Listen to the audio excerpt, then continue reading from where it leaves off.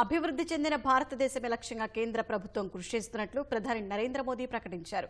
సమ్మిళిత అభివృద్ధి నినాదంతో గతిశక్తి ప్రాజెక్టులకు రూపకల్పన చేసినట్లు చెప్పారు.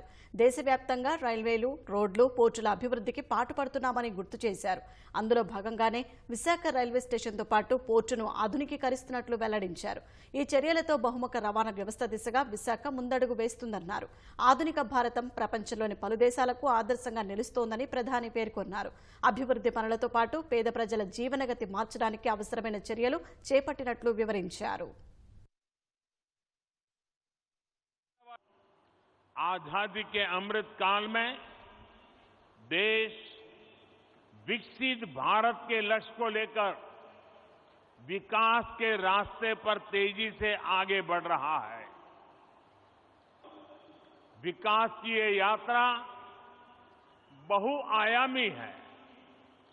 इसमें सामान्य मानवीय के जीवन से जुड़ी जरूरतों की चिंता भी शामिल है। इसमें सबसे बेहतर आधुनिक इंफ्रास्ट्रक्चर का निर्माण भी शामिल है। इंफ्रास्ट्रक्चर पर हमारे विजन की झलक भी साफ दिख रही है। हमारा विजन है समावेशी विकास का, इंक्लूसिव ग्रोथ का। इंफ्रास्ट्रक्चर को लेकर हम कभी ऐसे सवालों में नहीं उलझे कि हमें रेलवे का विकास करना है या सड़क परिवहन का। हम कभी इसे लेकर दुविधा में नहीं फंसे कि हमें पोर्ट पर ध्यान देना है कि हाईवे पर।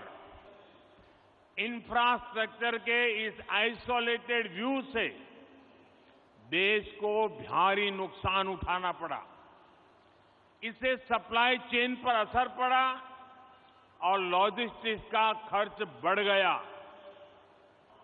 सप्लाई चेन और लॉजिस्टिक्स मल्टी मॉडल कनेक्टिविटी पर निर्भर करते हैं। इसलिए हमने इंफ्रास्ट्रक्चर के विकास को लेकर के नई अप्रोच अपनाई। हमने विकास के इंटीग्रेटेड व्यू को महत्व दिया।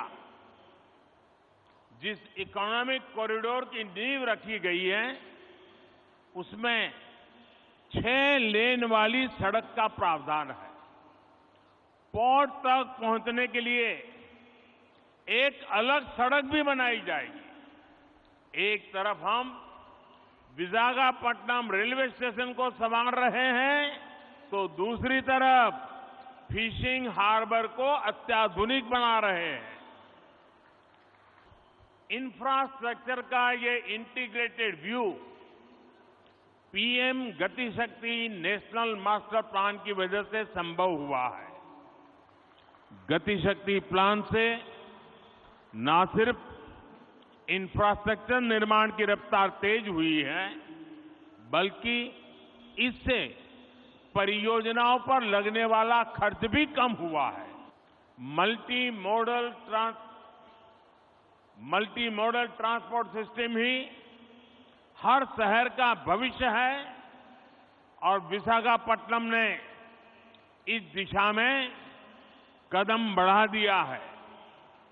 मुझे मालूम है कि इन परियोजनाओं का आंध्र के लोगों को लंबे समय से इंतजार था और आज जब ये इंतजार पूरा हो रहा है तो आंध्र प्रदेश और इसके तटीय क्षेत्र एक नई रफ्तार के साथ विकास की इस दौड़ में आगे बढ़ेंगे।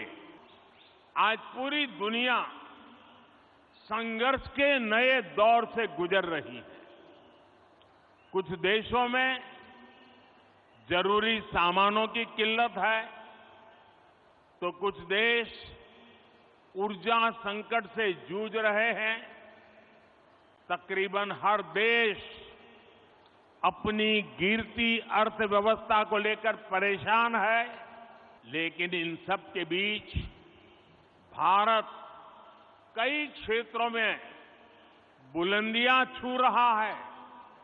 भारत विकास की नई गाथा लिख रहा है और इसे सिर्फ आप ही महसूस नहीं कर रहे हैं, बल्कि दुनिया भी बड़े गौर से आपकी तरफ देख रही है। आप देख रहे होंगे कि कैसे एक्सपर्ट और बुद्धिजीवी भारत की प्रशंसा कर रहे हैं।